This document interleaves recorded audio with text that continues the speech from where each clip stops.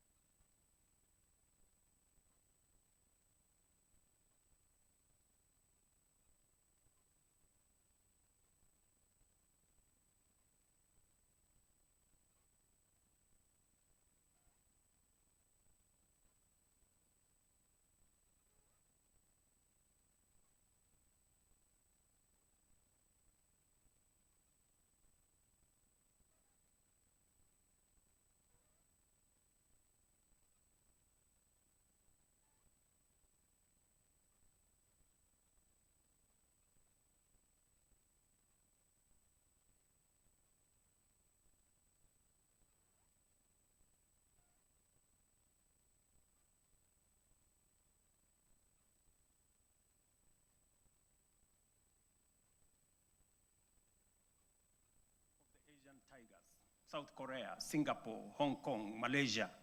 And by the way, members, the Prime Minister of Malaysia will be here this weekend. Countries that at independence were our peers in nearly every measurable way. They had no extraordinary resources. They were not superhuman.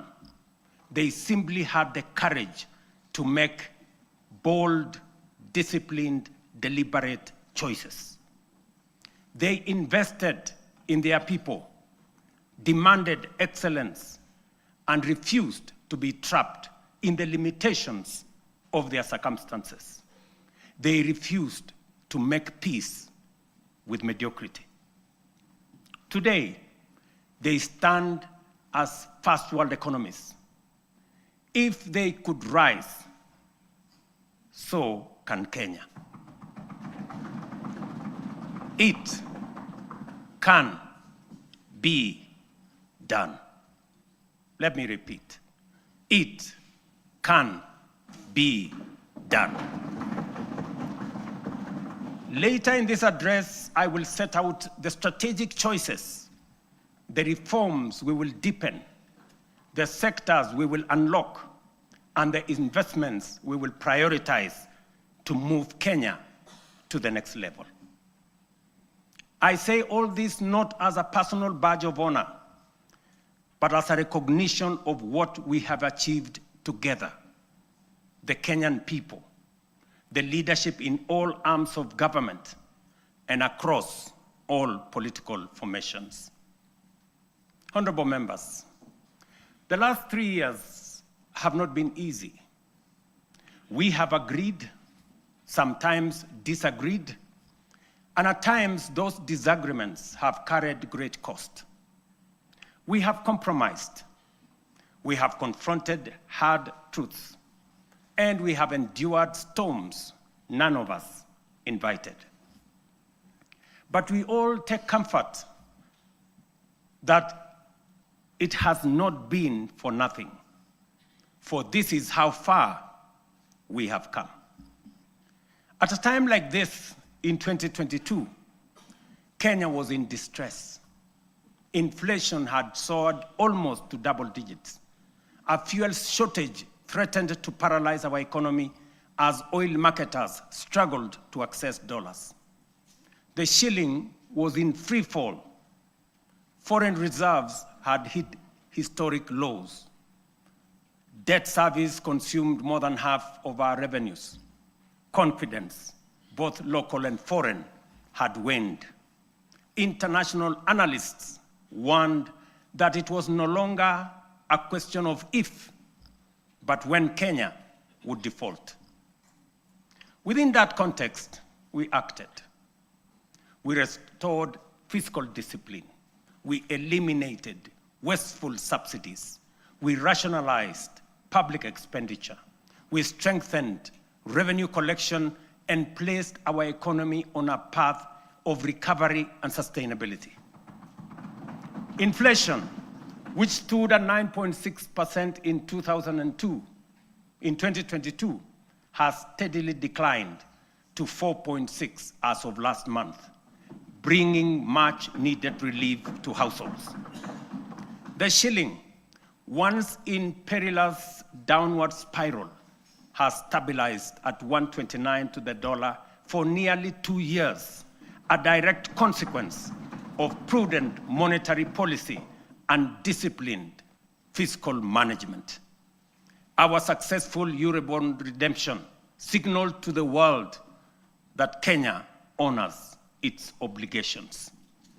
3 years ago, Kenya was ranked the 8th largest economy in Africa with a GDP of 115 billion US dollars. Today, our GDP has increased to $136 billion, moving us up to become the 6th largest economy on the continent, according to IMF. This steep rise, ladies and gentlemen, is not accidental. It is the product of deliberate choices, disciplined execution, and strategic reforms that have strengthened our economy and unlocked its potential. Our foreign reserves have surpassed US dollars 12 billion, the highest in independent Kenya. This has restored certainty, cushioned our economy from external shocks, and restored investor confidence. International markets have taken note. Just this week, 14 of the world's leading financial institutions, including Citigroup, JP Morgan, Standard Chartered, and Goldman Sachs, projected that Kenya's economy will expand by between 5 and 5.8% in 2026. This confidence is anchored in solid fundamentals: lower credit costs, rising exports, improved household spending driven by low inflation, and a broadly stable macroeconomic environment. Standard & Poor's has upgraded Kenya's sovereign credit rating from B- to a firm B, our first upward revision in many years, signaling renewed international confidence. This upgrade lowers our risk profile, attracts more investment, and reduces borrowing costs for both government and the private sector. Fellow citizens, our foreign direct investment has more than tripled from US dollars 463, or about 60 billion shillings in 2021, to US dollars 1.5 billion, almost 195 billion Kenya shillings in 2024. In the last 36 months, over 300 new businesses, including 500 foreign companies, have registered and set up shop in Kenya, reflecting renewed confidence and improved ease of doing business. The Nairobi Securities Exchange has recorded a powerful resurgence, now recognized as one of the best performing emerging markets globally.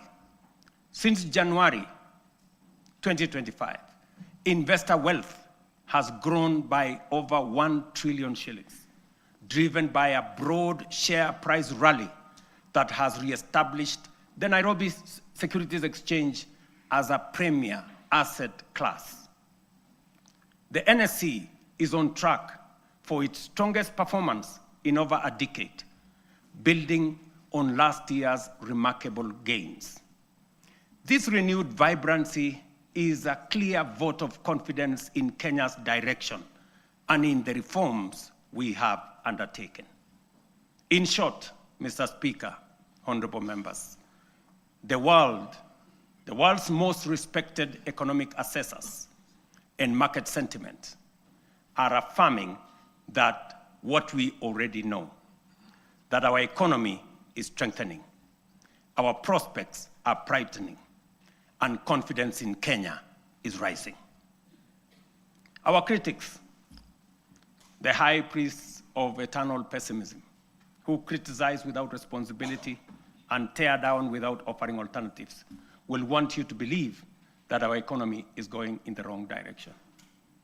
But while everyone may speak their mind, and that is the beauty of our democracy, no one is entitled to manufacture self-serving falsehoods and traffic them as facts.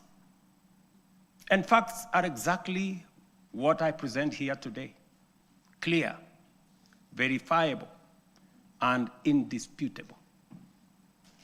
Mr. Speaker, one of the greatest contributors to the high cost of living is the cost of food. Kenyans in 2022 marched with empty sufurias, a stark symbol of frustration and unbearable cost of basic commodities. From the very outset, we made an intentional and strategic decision to subsidize production and not consumption. We understood that lasting relief would not come from temporary subsidies and price controls, but from strengthening the foundations of agricultural production. We also recognized that agriculture is not merely another sector of our economy. It is the lifeline of our nation. If we were to secure households, stabilize prices, create jobs, expand industry, and spur exports, agriculture had to be the fulcrum of our transformational agenda. To organize the sector and improve service delivery, we launched an integrated digital platform to register farmers. In 2022, fewer than 300,000 farmers were on record. Today, over 7.1 million farmers are registered on the Kenya Integrated Agricultural Management Information System, giving us visibility to design scientific targeted interventions and eliminate extortionists, getaway brokers, and drive out cartels and middlemen. This has enabled us to implement the fertilizer subsidy program at scale.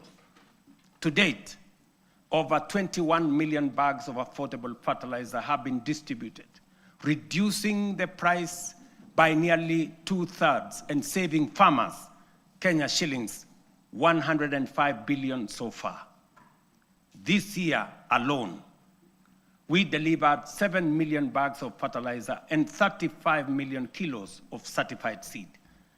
And next year in 2026, we plan to distribute 12.5 million bags across all the 1,450 wards, ensuring every farmer has access to affordable inputs. The impact has been phenomenal. Productivity in all our agricultural sectors has gone up. National maize harvests have risen from 44 million bags in 2022 to 67 million bags in 2024, setting the stage for a historic harvest this year of 70 million bags. The results are visible in markets and homes. The price of a 2-kilogram packet of flour has fallen from what it was 250 in 2022 to as low as 130 today. For millions of households, this is meaningful daily relief. The transformation across our value chains is equally compelling. Tea production has grown, with earnings rising from Kenya shillings 138 billion in 2022 to Kenya shillings 215 billion in 2024, a 56% increase. The coffee sector, once on the brink of collapse, is roaring back. Nearly 50,000 seedlings have been distributed. Earnings have risen from an average of Kenya shillings 70 per kilo to now between 120 and 150 shillings per kilo. We are on track to increase exports from 48,000 metric tons to 60,000 metric tons this year, and projected to reach 150 million tons in 3 years' time. Edible oils acreage under production expanded by 90% between 2022 and April 2025, cutting the edible oil import bill by 17 billion in 1 year.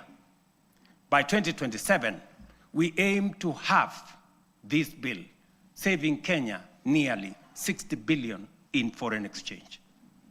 Cotton production has nearly tripled. Cashew nut yields have grown following the distribution of 900,000 seedlings, and so has coconut output after the provision of 1 million seedlings. The sugar sector, long troubled, is now stabilizing. Area under cane is up by 200,000 acres. Production has surged 76% to over 815,000 metric tons. Imports are down 70%. To secure this process, we have leased Nzoia, Muhoroni, Sony, and Chemelil factories to competent private sector operators. Our livestock value chain is rising. Leather exports are up 56% to Kenya shillings 2.5 billion. Local shoe production now exceeds 11 million pairs, and meat exports have grown 45% to 12.5 billion. In dairy, milk production has surged to 5.3 billion liters, while exports have nearly doubled to 9.4 billion.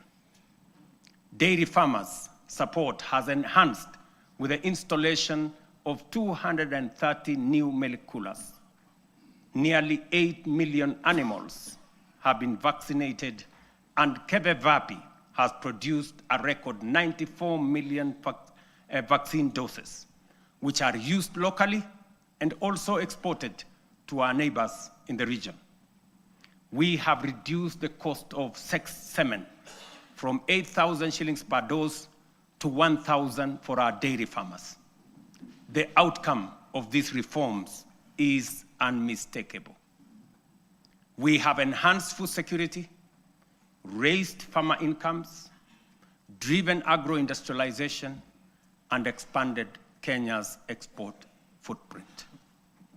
This is the transformation we promised, now unfolding across our nation, fulfilling the national values and principles of governance, particularly sustainable development, as required under Article 10 of our Constitution.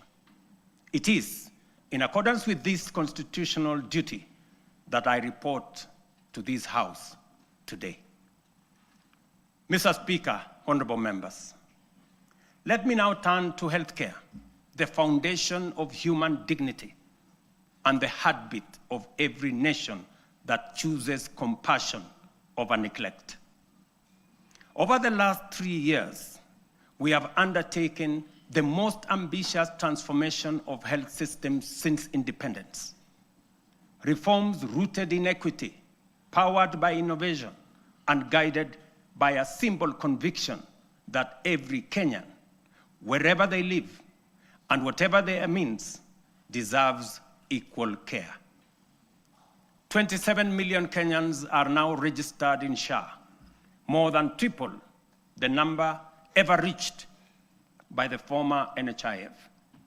This is a demonstration that leaving no one behind was and is not a slogan. It is a promise on course to fulfillment. Additionally, more than 10,000 health facilities across the country have signed in to serve under this new system.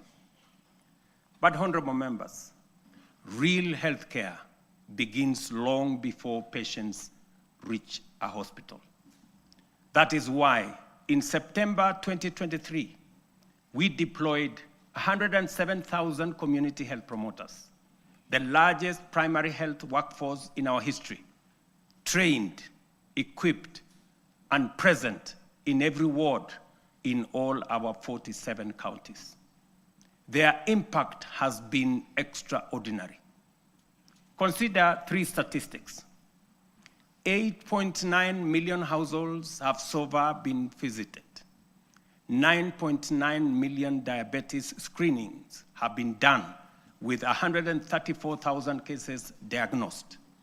6.5 million hypertension screenings have been conducted with 305,000 cases confirmed. Millions of lives have been touched and thousands saved. This is what equity looks like. This is the meaning of universal health care. This is leaving no Kenyan behind indeed. Behind these numbers stand the community health promoters, quiet, devoted, tireless, heroes of this new era. Today, we honor them. We thank them. To them, we say Kenya is healthier because of you.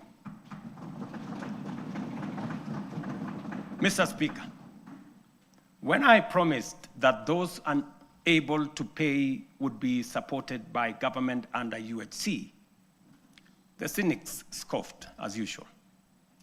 Today, we are paying premiums for 2.3 million vulnerable Kenyans, including orphans, widows, the elderly, and those without income, because for them, healthcare is not a privilege. And I must commend members of this august House who have stepped in to support vulnerable families in this gesture. We are also modernizing hospital equipment through the National Equipment Service Project, replacing the old MES model that burdened counties with heavy upfront costs.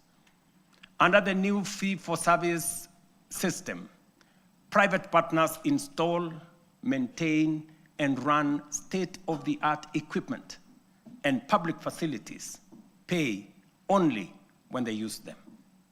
We have overhauled KEMSA to end the chronic crisis of drug shortages, raising medicine availability from 48% to 68%, and to a projected 90% by the end of this year and 100% by March next year. This is more than healthcare reform. It is a long-deferred promise finally taking shape. A Kenya where every citizen can face tomorrow with confidence, knowing their nation will stand with them in their hour of need.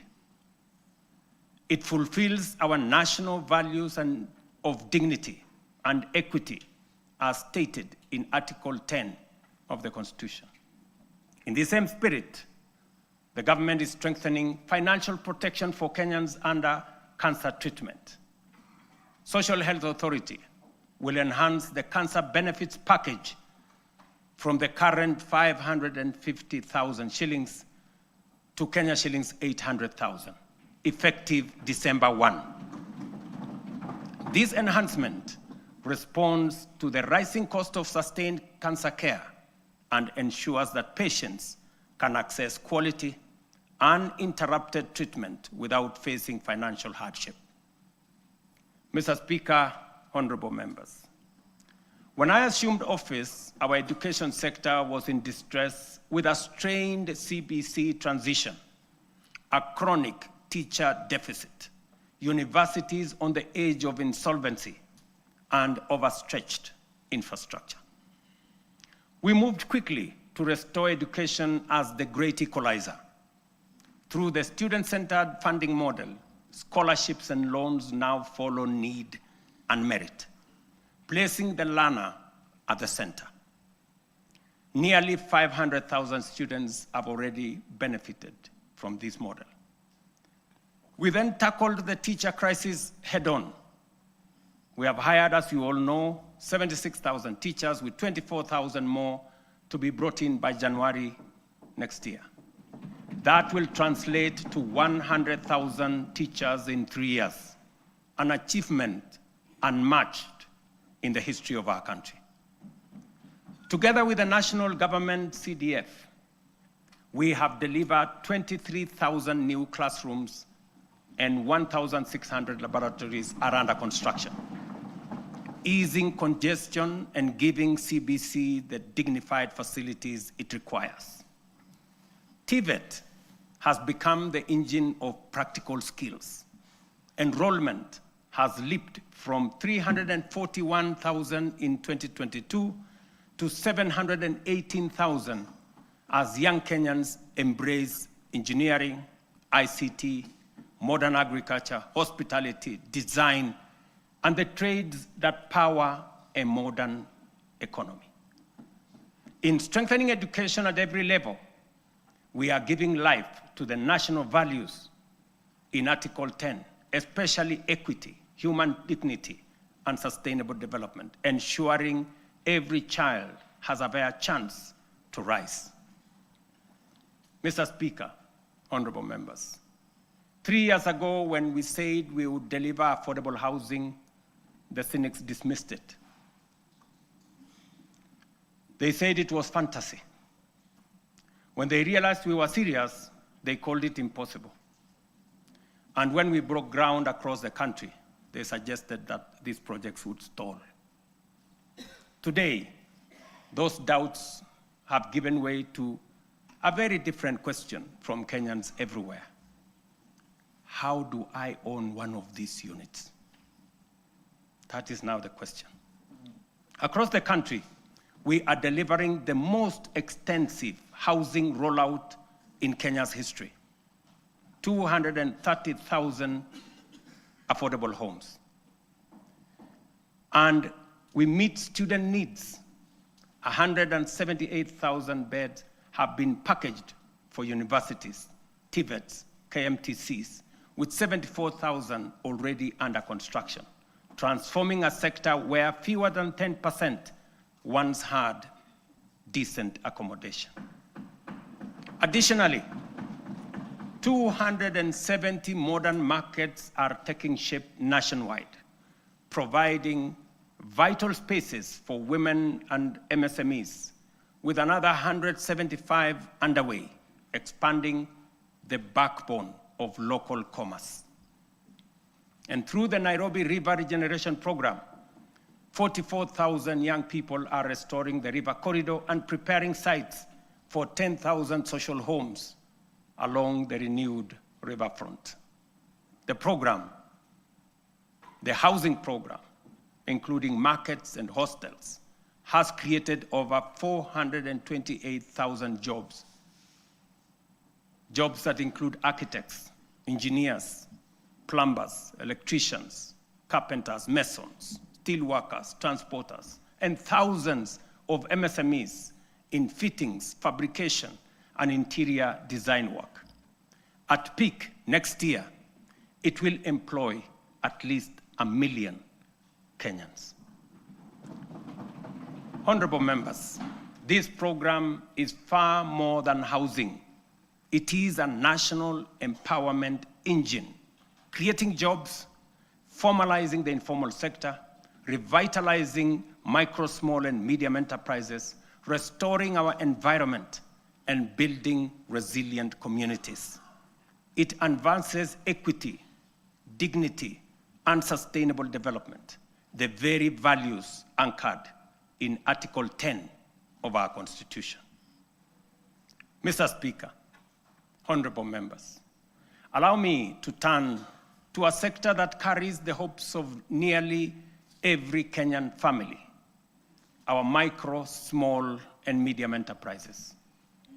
MSMEs are the backbone of our economy, the engine room of innovation, and the daily hustle of more than 15 million Kenyans. For decades, access to affordable credit trapped millions in frustration. Without collateral, there was no loans. For the millions blacklisted, every door of opportunity was shut. And when banks refused to take a chance, their dreams simply stalled.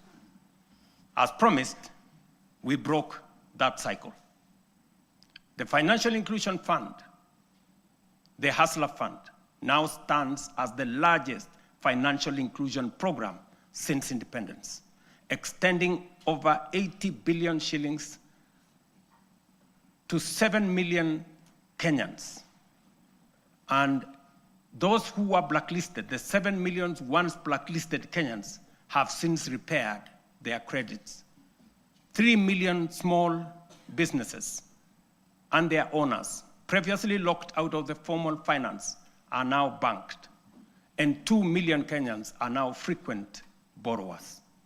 Today, through the Hustler Fund Bridge Facility, 800,000 entrepreneurs are accessing up to 150,000 shillings each without collateral to expand and grow their businesses.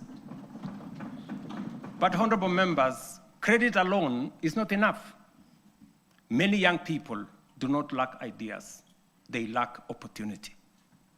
That is why we launched Nyota, the National Youth Opportunities and Transformation Agenda, one of the most ambitious youth empowerment programs in our history. Over the next 5 years, Nyota will uplift 820,000 unemployed young people through apprenticeship, recognition of prior learning, entrepreneurship grants, digital skills training, and support savings. When the program is fully implemented, it will have placed 90,000 young people into work or enterprise, certified 20,000 into different skill areas, capitalized 110,000 businesses, and matched savings for 190,000 savers, while building capacity of 600,000 more to undertake government procurement under the ACBO program. Ladies and gentlemen, over the past 3 years, our digital transformation agenda has become one of the most powerful engines of renewal. A quiet revolution changing how Kenyans live, how they work, learn, or do business. We have expanded the fiber optic by 24,000 kilometers and moved from 0 public Wi-Fi hotspots in 2022 to nearly 1,500 today, connecting communities once left behind. We have set up 300 digital innovation hubs with 400 in the pipeline, gateways where ideas grow and enterprises begin. At the heart of this shift is digital government. From less than 400 services on eCitizen to 22,500, we have delivered one of the fastest digital migration in the world. Access is easier, efficiency higher, leakages sealed, and corruption pushed out. And as our young people are driving it, nearly 2 million have been trained in digital skills, and 300,000 now earn a living online through Ajira, Jitume, and our expanding business process outsourcing sector.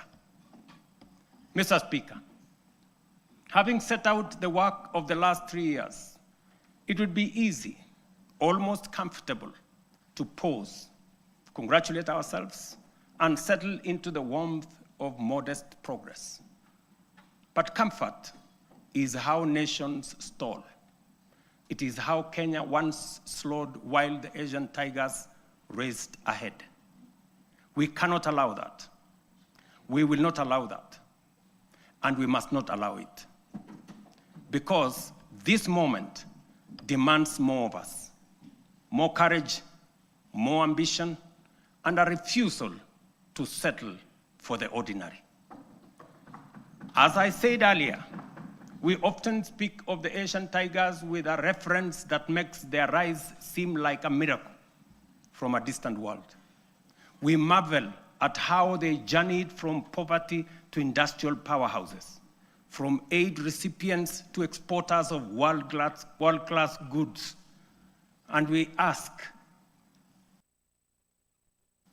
what secret advantage did they have? History answers us plainly. They had none. Their rise was not magic. It was intentional and crafted through leadership, discipline, strategic investment, and uncompromising rejection of mediocrity. Their stories begin in ruins. The example of post-war Japan, with barely 2,000 kilometers of paved road, and South Korea, whose GDP per capita was nearly identical to Kenya's at independence. Today, Japan commands over 1.1 million kilometers of paved roads, while Kenya has 22,000, 62 years after independence. South Korea's GDP per capita now exceeds $36,000 compared to our own $2,200. These comparisons are not meant to indict us, but to demonstrate what becomes possible when a nation chooses ambition over resignation. From their journeys, clear lessons emerge. These nations set aside small dreams and integrated boldly with global markets. They built first world infrastructure in what was third world environments. They invested obsessively in their people, the engineers, scientists, innovators, and technicians who powered their ascent. They generated electricity from all sources available to power their enterprise, innovation that led to manufacturing, industrialization, and progress. They simplified investment through institutional reforms that allowed capital, technology, and talent to progress without friction. They prioritized production by planning their industries long before those industries emerged. Critically, they nurtured ecosystems of relentless innovation, giving rise to global giants like Samsung, Hyundai, Toyota, and Sony, companies that began modestly and grew to define modern history. The task before us, therefore, is unmistakably clear. If Kenya is to grow at scale, we must raise our ambition. It is for this reason, Mr. Speaker and honorable members, that under my leadership, we are raising the bar of national ambition. And that is why I am today submitting a roadmap to take Kenya to the next level. We are committing to undertake a minimum of 4 major national priorities whose rationale I shall explain. First, we must invest relentlessly in our people, in their education, skills development, scientific training, and innovation capacity. We have already set the foundation through the major reforms in the education sector. We have increased the education budget from 490 billion in 2021 to over 700 billion this year, which has facilitated better infrastructure in our education system, more teachers and trainers, and enhanced funding for our colleges and universities. I have reorganized government departments to establish a dedicated State Department for Science, Research, and Innovation to support the urgent need to scale up STEM courses in our education system, strengthen innovation, promote research, and create a pool of high-level professionals in engineering and science. This structure will also help actualize the 2% research fund needed to make this ambition a reality. We must fund startups and deliberately scale up and commercialize innovation to create new companies. We must actualize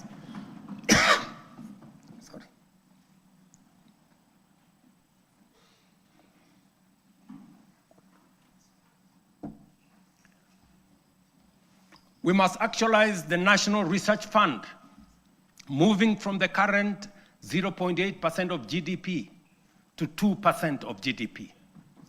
This leaves us with a shortfall today of 180 billion. Progressively, we should grow the fund to 1 trillion over the next 10 years. We will mobilize domestic public resources, private investment, venture capital, and other private sector financing to drive this effort, because no nation rises above the abilities of its citizens. Let me repeat that.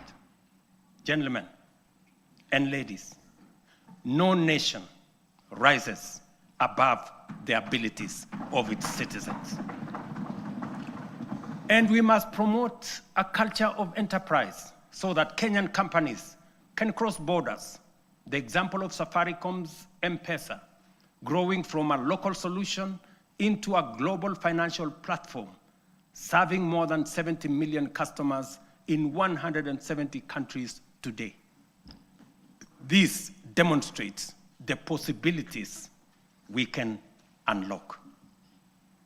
Secondly, we must turn around our economy from a net importer to a net exporter of products, goods, and services. The most urgent being imports of food products that cost us 500 billion shillings every year. Just imagine. We are importing maize, wheat, rice, edible oil, to Kenya at a cost of 500 billion shillings every year. As I mentioned earlier, we have already made interventions to reduce imports of maize, sugar, edible oils, rice, wheat, but our efforts are undermined by the natural limits of rain-fed agriculture. We can no longer allow the clouds to determine whether our people eat or not. We are able to produce enough for domestic consumption and exports. Expanded modern irrigation is now necessity and the only path forward. We are endowed, ladies and gentlemen, honorable members, with arable land, yet we all know only 15% of Kenya can support rain-fed agriculture. And this limited area is what we have relied on to feed the entire nation. While 85% of Kenya does not receive sufficient rainfall, if we harvested and stored rainwater, we can bring vast arable lands in these arid and semi-arid regions into productive use. With the dams, we can transform our arid and semi-arid areas into hubs of agricultural production, even in the absence of rainfall. We must never give up on the potential of these regions simply because they receive little rain. And we must never confuse the lack of rain with the lack of water. This is why we must build at least 50 mega dams nationwide alongside 200 additional medium and small dams and thousands of micro dams to collect and store water, not only to secure our food supply, but to bring at least 2.5 million additional acres under irrigation within the next 5 to 7 years. Therefore, the commitment to harvest and store water is not simply about food and water security. It is a strategic, nation-shaping investment, one that underpins our aspiration to be a net exporter of agricultural products, underpins economic independence, rural prosperity, and sustainable development. The Ministry of Water and Sanitation and Irrigation, alongside all relevant agencies, have already mapped out precise locations of these dams. These projects span the breadth of our republic. Sorry.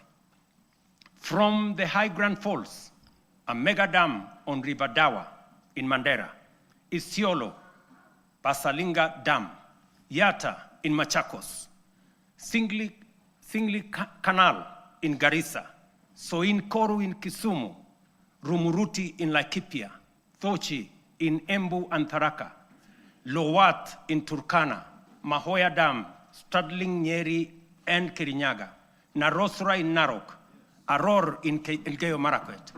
Others include Ndarugu in Kiambu, Kokwanyo in Homa Bay, Rare in Kilifi, Tongaren in Bungoma, and many more strategic sites nationwide.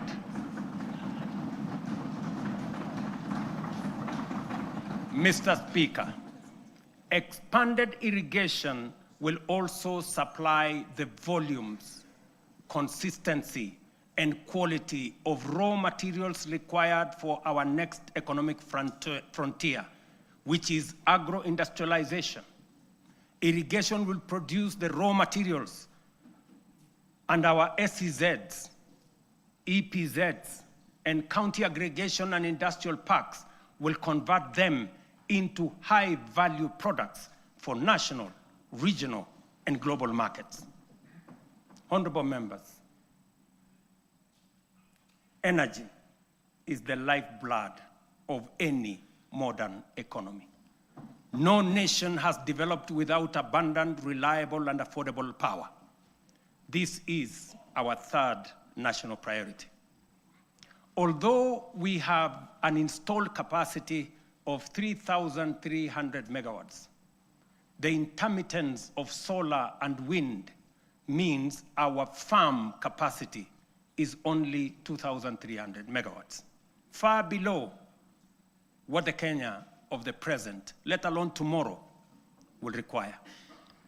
To drive domestic electrification, industrial manufacturing, e-mobility, green industrialization, digital expansion, and a technology-enabled future, we must dramatically expand power generation.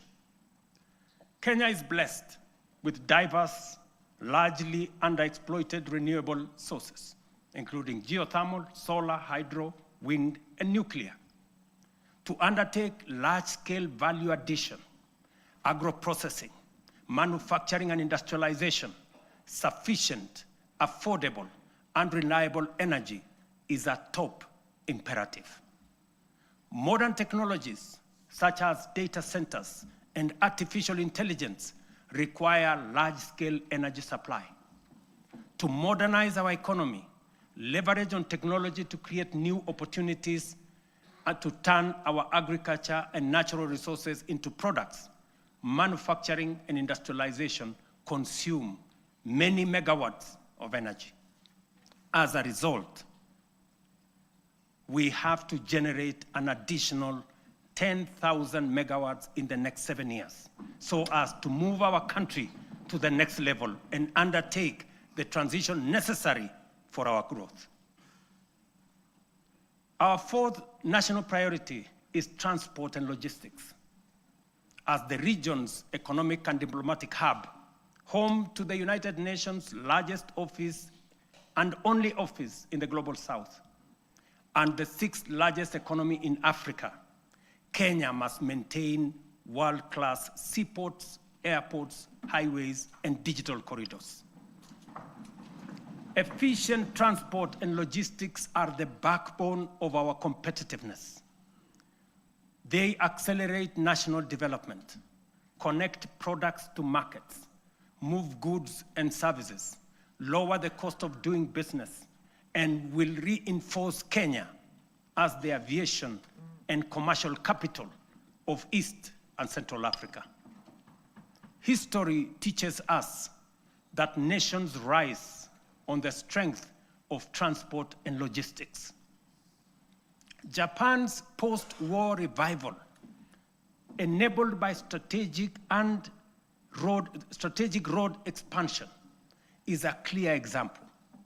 From only 2,000 kilometers of road, they constructed over 1 million kilometers of paved road in 7 decades. We in Kenya, you know, we have only constructed 22,000 kilometers over a relatively similar period. To scale up, ladies and gentlemen, honorable members, our transport and logistics program, the Ministry of Roads and Transport have already mapped out a comprehensive network of 2,500 kilometers of highway for dualing and 28,000 kilometers of road to be tarmacked over the next 10 years. We will onboard private-public partnership in the modernization of Jomo Kenyatta International Airport, Mombasa and Lamu Airport, and sort out the challenges facing Kenya Airways by next year. This work is already in progress. Next week, I will launch the dualing of the 170-kilometer Rironi-Naivasha-Nakuru-Mau Summit Road. On the same day, I will break ground on the dualing of the 58-kilometer Rironi-Mai-Mahiu-Naivasha Road. The gridlock that paralyzes these roads every day, especially on weekends and holidays, will soon, by God's grace, be a thing of the past. Additionally, roads earmarked for dualing include Muthaiga-Kiambu Ndumberi, Machakos Junction Mariakani, Mau Summit Kericho Kisumu, Kisumu Busia, Mau Summit Eldoret Malaba, Athi River Namanga, Karatina Nanyuki Isiolo, Makutano Embu Meru Maua, Mtwapa Malindi Mombasa, all the way to Lungalunga, Kericho Kisii Migori Isabenia, and Nakuru Nyahururu Karatina, Kisii Oyugis Ahero. The northern bypass, James Gishuru roads, Bomas Karen Gong, and Bomas Ongata Rongai Kiserian, including Gong Isinya and Naivasha to Kikuyu, among many other key corridors nationwide. This infrastructure drive will also include extending the standard gauge railway from Naivasha to Kisumu and eventually to Malaba. And that exercise, ladies and gentlemen, is beginning in January. In just 2 months, we will be beginning that process. Honorable members, estimates indicate that achieving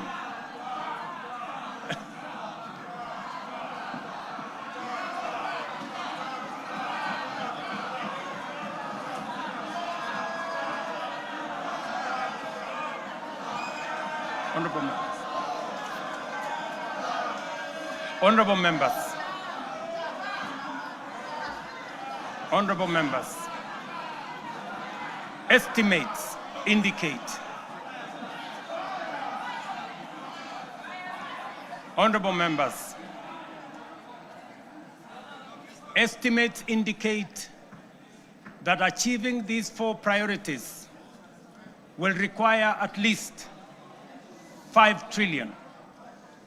This is undeniably a large sum. Some may see it as unrealistic, even audacious, for a country like ours. But allow me to recall President John F. Kennedy's words in 1962 as he rallied America to reach the moon. And this is what he said, and I quote, "We choose to go to the moon in this decade and do the other things, not because they are easy, but because they are hard. Because that challenge is one we are willing to accept, one we are unwilling to postpone." These 4 projects are our national imperatives, commitments we must embrace without hesitation, not because they are easy, not because they are cheap, but because they are absolutely necessary, because they are worthy of our time. This is the assignment of our generation. This is the purpose for this administration and this parliament, the 13th parliament. And this is the moment we must rise up to. Which brings us to the next question. Given our fiscal constraints, how shall we finance these transformative projects and do so sustainably?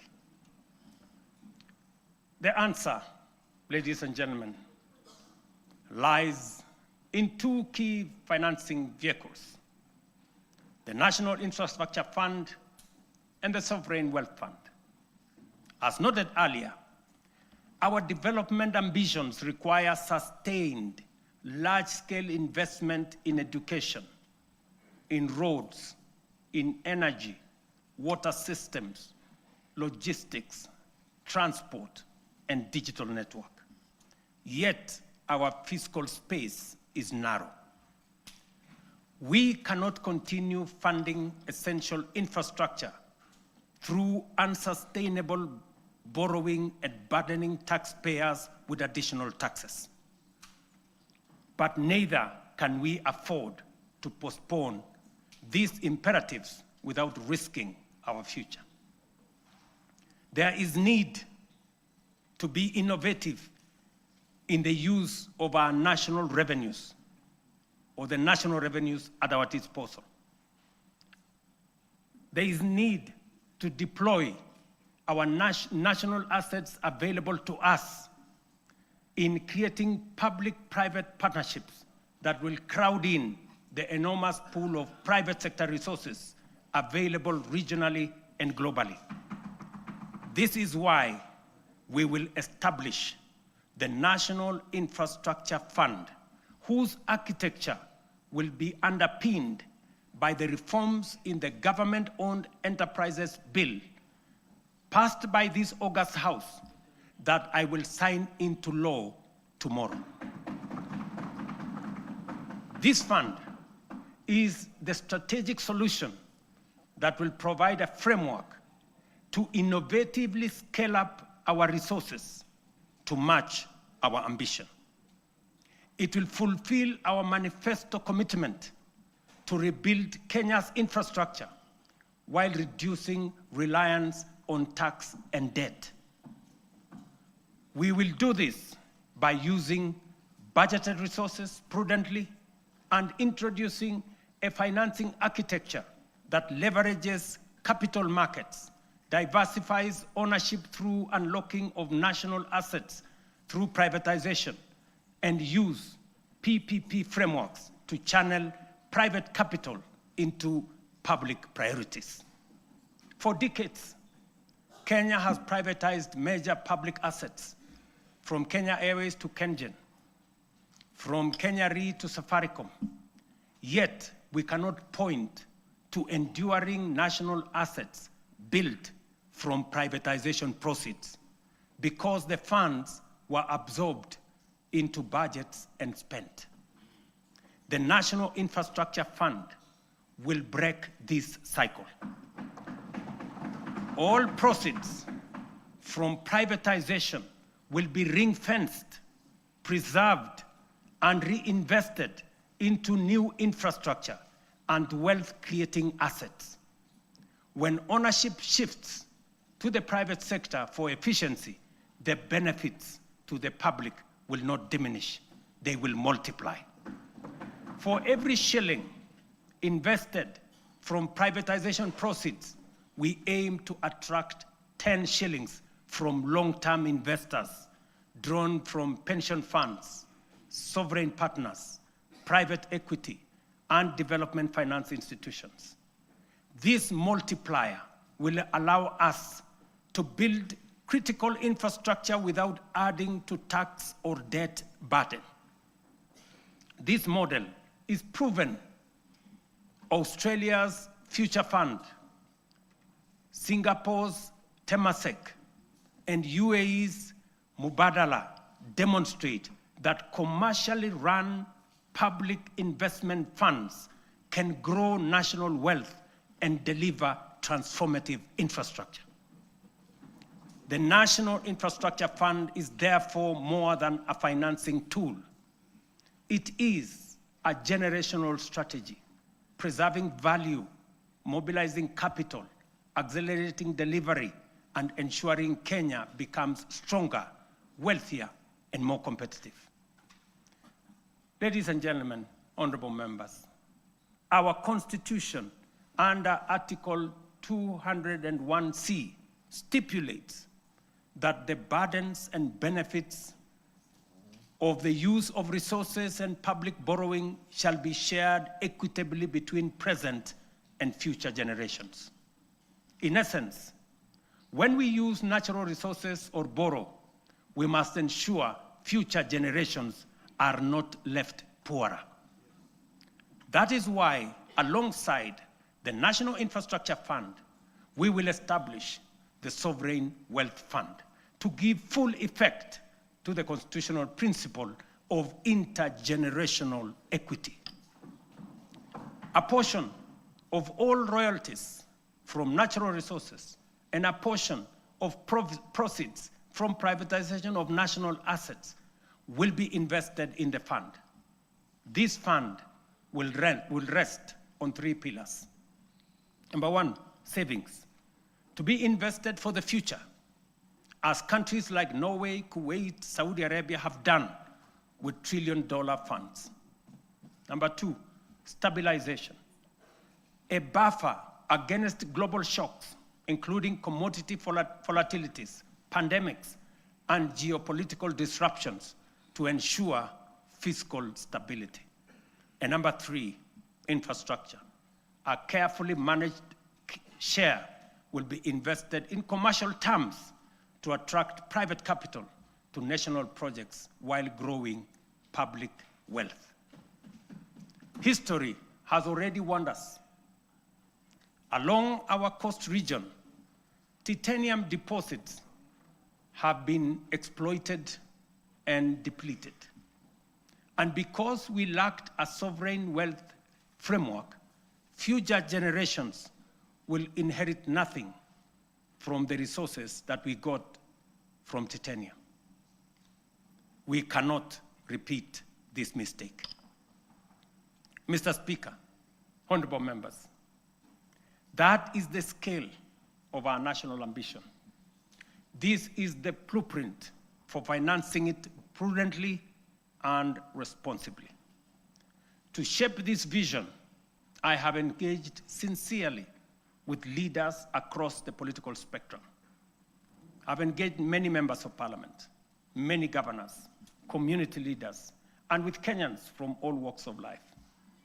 I discussed this vision with the late Right Honorable Raila Amolo Odinga in the presence of Professor Anyang' Nyong'o, who reminded me that no nation has industrialized without roads, energy, and food security. I have engaged former President Uhuru Kenyatta, who emphasized the necessity of scaling up infrastructure investments. Honorable members, allow me to express profound gratitude to the 13th Parliament for your outstanding contribution, your foresight, your consistency, focus, and commitment on what is good for Kenya. The progress made in the last 3 years would not have been possible without your legislative agility, principled oversight, and commitment to national interest. When the history of this generation is written, this House, the 13th Parliament, will occupy a full and proud chapter. Your decisions are recorded not only in debates or statutes, but in the lives lived, progress of every Kenyan that has been achieved. For this, I extend my deepest gratitude and appreciation. I also extend heartfelt thanks to hard-working Kenyans who have diligently fulfilled their civic duty to the nation, giving life to the constitutional values of equity, social justice, and sustainable development. You Kenyans have shouldered the weight of nation building. Future generations will feel the impact of your sacrifice, and they will honor you as the generation that helped change the trajectory of our republic. As I conclude, I reiterate that those of us in leadership must bear in mind one critical lesson. Leaders are not ultimately judged by the vision they carry, or the statements they make, or the mantra they repeat. They are judged by the actions they take, the values they generate, the difference they make, and the impact they leave in the lives of the people. Mr. Speaker, honorable members, let history record that this generation refused to be timid, that we chose ambition over fear, action over excuses, and progress over false comfort of low expectation. Let it be said that when Kenya stood at crossroads, we reached for the higher path. The work ahead is formidable, but so is the Kenyan spirit. This is our moment to lift Kenya to the next frontier. This is our moment to shape a nation worthy of its promise. This is our moment to rise. Honorable members, it is now my pleasure to submit to Parliament the following 3 reports as required by the Constitution. Number 1, reports on all measures taken and progress achieved in the realization of the national values as I have espoused. Number 2, report on progress made in fulfilling the international obligations of the Republic. And number 3, the report of the state of security of the country. Now, therefore, I hand over the reports to the Speaker of the Senate and the Speaker of the National Assembly, and I thank you for your attention. God bless you, and God bless our great country, Kenya.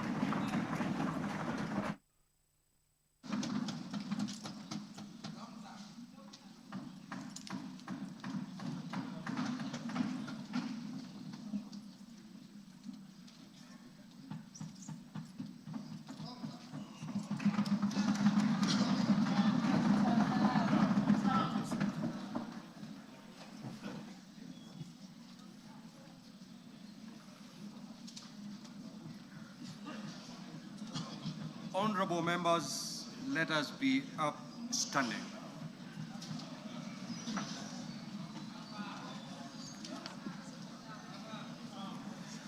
Your Excellency the President, the Right Honorable Speaker of the National Assembly, honorable members and distinguished guests, We have now come to the conclusion of the business of the day, and it is now time to adjourn.